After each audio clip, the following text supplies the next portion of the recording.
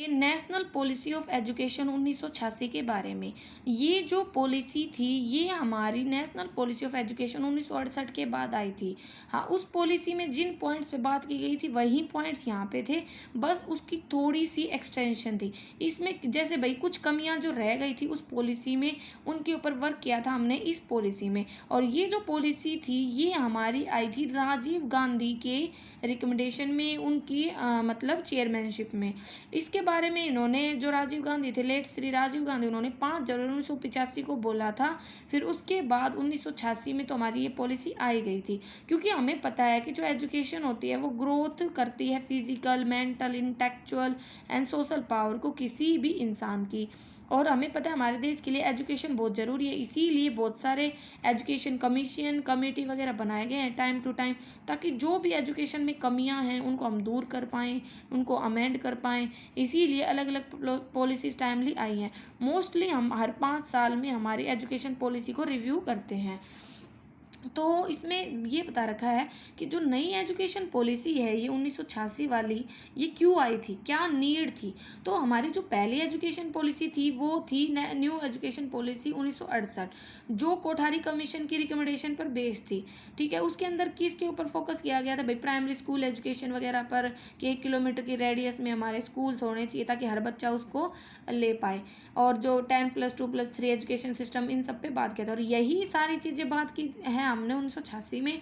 बस इसने किन चीज़ों का रीज़न बताया कि भाई ये क्यों लानी पड़ी। तो देखो इसने रीज़न बताया, पहला कि जो प्राइमरी एजुकेशन है वो एजुकेशन की फाउंडेशन है, तो इसके ऊपर हमें बहुत ज़्यादा फोकस करने की ज़रूरत है। जो एजुकेशन है वो बेस है जर्नी ऑफ लाइफ की प्रिपरेशन के लिए। जो भी हम पैसा लगाते हैं एजुकेशन में वो इन्वेस्टमेंट की तरह, मतलब वो हमें फ़ायदा देता है। एजुकेशन ज़रूरी है हमारे डेमोक्रेसी की सक्सेस के लिए। एजुकेशन फुलफ़िल करता है डेवलपमेंट नीड्स हर पर्सन की। एजुकेशन हेल्प करता है जो भी इमरजेंसी सर्कमस्टांसिस होती हैं उनको सोल्व करने में, पॉलिटिकल एंड सोशल लाइफ को अच्छा करने में। ये इनइक्वलिटीज़ जो भी हैं रूरल अर्बन पीपल में उनको हटाता है, जो पॉपुलेशन बढ़ रही है उसको रोकता है, वुमेन वैल्यूज़ को बढ़ाता है, and face the new challenges. मतलब ये सारी चीज़ें लाने के लिए हम ये नई पॉलिसी लाए थे। तो इस नई पॉलिसी की रिकमेंडेशन बोल लो या इस नई पॉलिसी के फीचर्स बोल लो। तो सबसे पहले इसने किसके ऊपर फोकस किया, नेशनल पर्सपेक्टिव या नेशनल डायरेक्शन इन एजुकेशन। जो हमारी उन पुरानी पॉलिसी थी उसमें सिर्फ क्वांटिटेटिव चीज़ों पर फोकस होता था। क्वांटिटेटिव मीन्स कि भाई बिल्डिंग बनाना, नए स्कूल्स खोलना। लेकिन जो हमारी ये नई पॉलिसी आई 1986 वाली, इसमें दोनों चीज़ों पर फोकस हुआ, क्वांटिटेटिव प्लस क्वालिटेटिव एस्पेक्ट, दोनों चीज़ों पर। भाई हर किसी चीज़ पर, बच्चों के एजुकेशन इम्प्रूवमेंट पर, उनकी स्किल्स पर, टीचर्स पर, तो ये इसमें बोला गया। ठीक है, इसमें यही था कि अवेलेबल हो एजुकेशन फैसिलिटी हर किसी को, चाहे वो कहीं भी रह रहा हो, ट्राइबल में, हिली एरियाज़ में। इसमें भी वही किसके ऊपर फोकस किया गया था, एजुकेशन फॉर ऑल पर। और दूसरा ये था कि जो भी बच्चे थे उनको कॉन्फिडेंट बनाना, प्रोग्रेसिव बनाना, ताकि वो आना इन फ्यूचर अच्छा अचीव कर पाएँ, देश की ग्रोथ कर पाएँ। नेक्स्ट आया सोशल इन्वॉल्वमेंट। सोशल इन्वॉल्वमेंट मतलब हर किसी का पार्टिसिपेशन।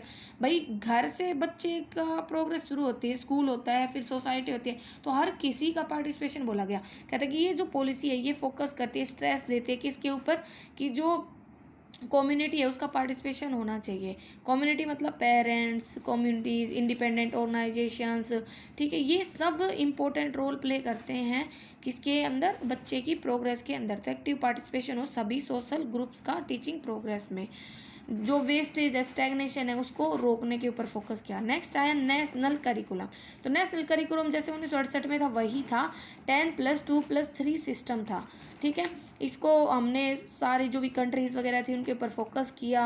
ठीक है, बिना किसी कंट्रोवर्सी के लिए 10 ईयर्स तो हमारी क्या थी, प्राइमरी एजुकेशन होती थी, 3 साल की मिडिल एजुकेशन होती थी और 2 साल की सेकेंडरी एजुकेशन होती थी।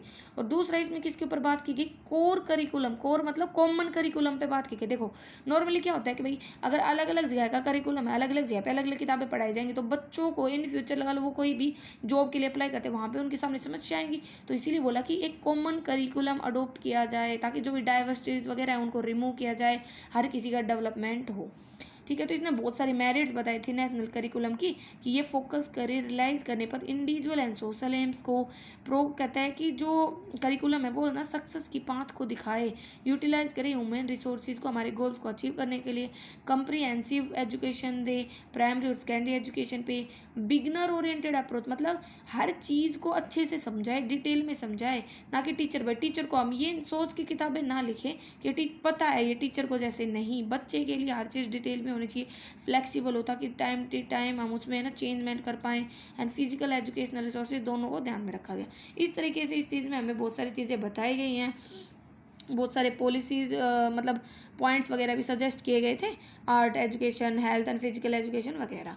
अब बात आती है एजुकेशन फॉर इक्वलिटी। इक्वलिटी मतलब समानता, कि किसी के साथ कोई भेदभाव ना हो। तो इक्वलिटी किस किस के लिए थी? वुमेन्स के लिए थी, SC ST कम्युनिटीज़ के लिए थी, हैंडीकैप्स के लिए थी, माइनॉरिटीज़ के लिए थी।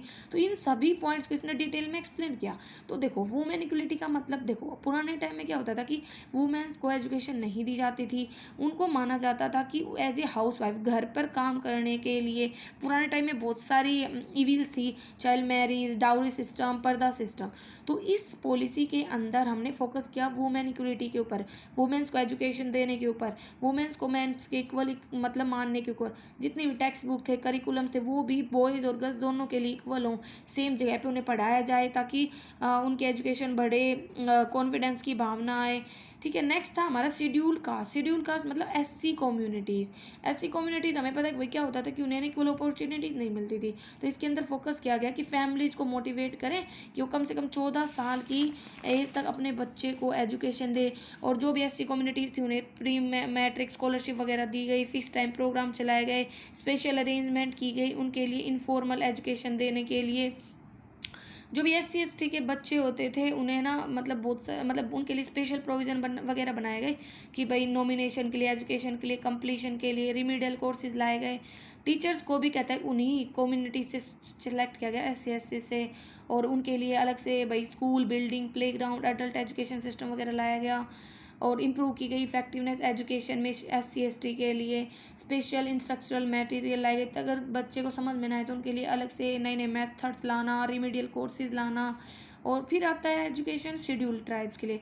शेड्यूल ट्राइब्स के लिए भी यही था कि प्रायोरिटी दी गई स्कूल्स ओपन करने पर, प्राइमरी स्कूल्स वगैरह ओपन किए गए, स्पेशल इंस्ट्रक्चरल मटेरियल लाए गए ताकि ना बच्चों को अच्छे से समझ में आए।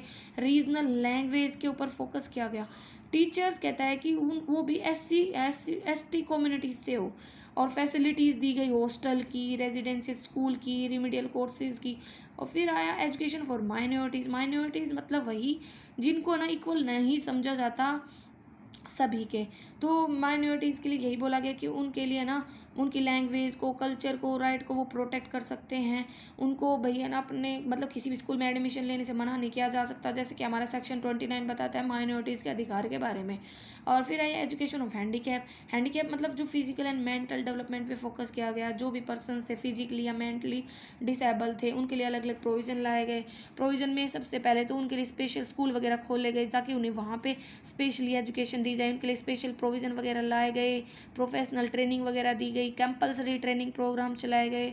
और कहते हैं कि रिकमेंडेशन मतलब ये रिकमेंड करता है कि जो भी स्लाइटली हैंडीकैप चिल्ड्रन है वो नॉर्मल बच्चों के साथ पढ़ सकते थे, उन्हें अलग से पढ़ाने की ज़रूरत नहीं थी।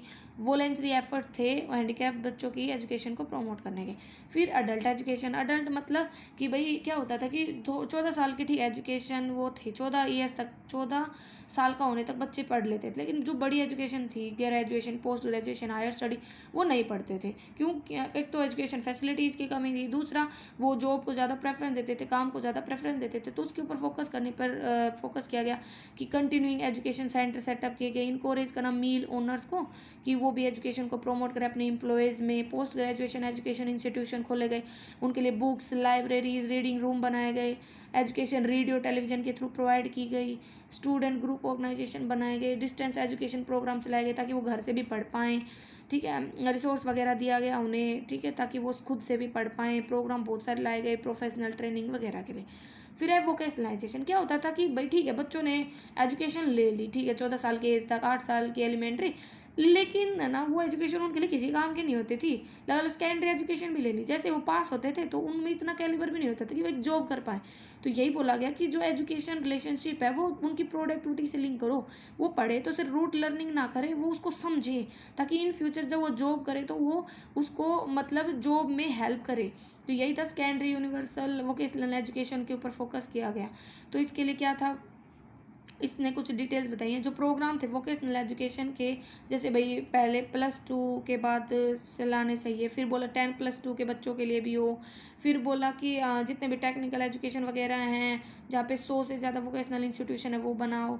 मतलब इस तरीके से इसने बहुत सारी चीज़ें बोली। बस वोकेशनल का आपको मीनिंग समझना है। वोकेशनल मतलब जो बेनिफिट देता है जॉब के, जो हमें एक्स्ट्रा नॉलेज देता है।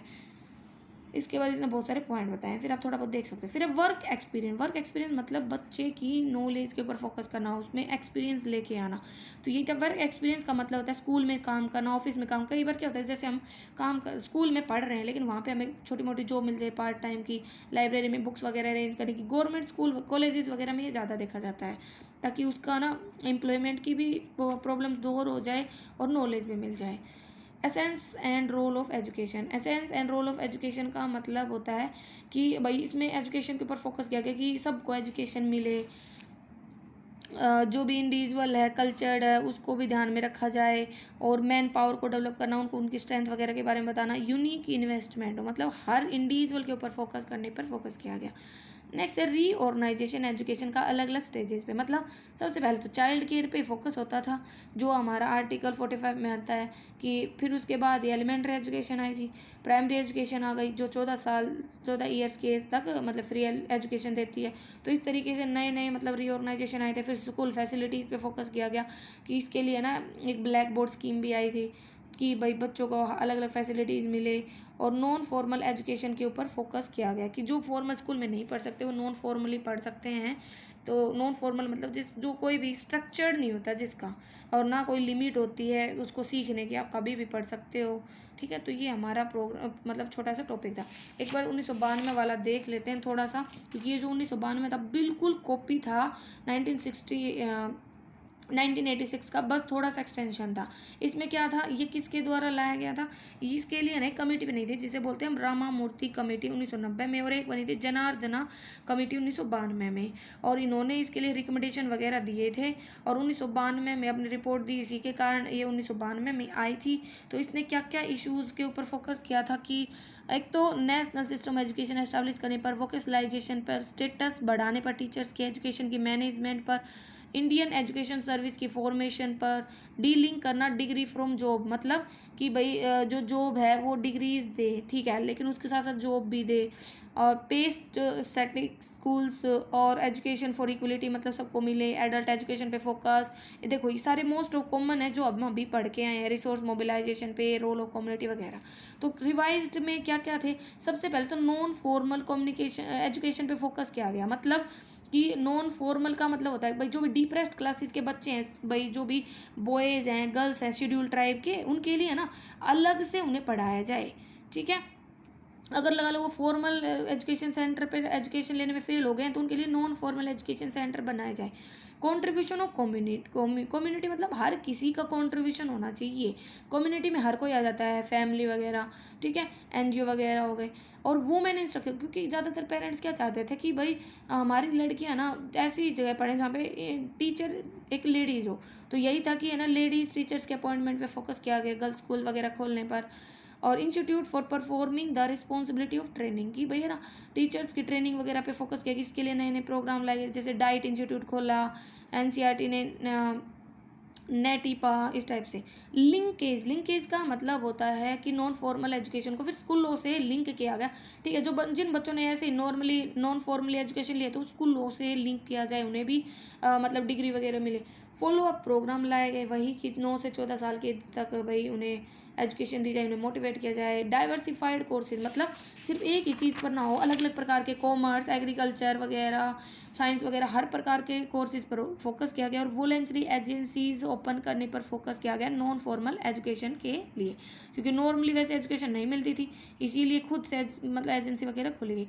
Multiple entry system, multiple entry मतलब कि भाई डाइवर्सिफाइड कोर्सेज वगैरह स्टार्ट किए गए, आप है ना किसी भी कोर्स में एजुकेशन ले सकते हैं। यूनिवर्सलाइजेशन पे फोकस किया गया कि प्राइमरी एजुकेशन यूनिवर्सलाइज होनी चाहिए, ये 7th 5 ईयर प्लान में बोला था इसके लिए, और बहुत सारे स्टेप्स वगैरह लिए गए थे, ठीक है, बहुत सारे सजेशंस वगैरह दिए गए थे। तो आप ये थोड़ा बहुत इसको देख सकते हो। अब देखो रिवाइज्ड में डिफरेंस देखते हैं। तो सबसे पहले ना जो हमारा 1986 था उसमें भी 10+2+3 सिस्टम था, और जो हमारा नया जो 1992 वाला है उसमें भी यही था। लेकिन क्या था, जो पुराना वाला सिस्टम था उसमें जो 2 ईयर कोर्स था उसको ना कॉलेज लेवल के लिए कंसिडर किया जाता था। लेकिन है ना जो हमारे 1992 की पॉलिसी आई उसने बोला ये +2 स्टेज है ना वो स्कूल का पार्ट है, 11th 12th, ना कि कॉलेज का, ठीक है। फिर एलिमेंट्री एजुकेशन जब 1986 की, तो उसमें तो सिर्फ 2 ही चीज़ों पर बात की गई। एक तो 14 साल की एज तक बच्चे को यूनिवर्सल एजुकेशन देना, और एक उसके क्वालिटी ऑफ एजुकेशन में इंप्रूव करना। लेकिन 1992 वाली में ना इसने 3 चीज़ों को लिया। एक तो यूनिवर्सल एक्सेस हो, ठीक है, दूसरा उनका रिटेंशन भी, कि बच्चे स्कूलों को छोड़कर ना जाए, क्वालिटी ऑफ एजुकेशन पर भी फोकस किया।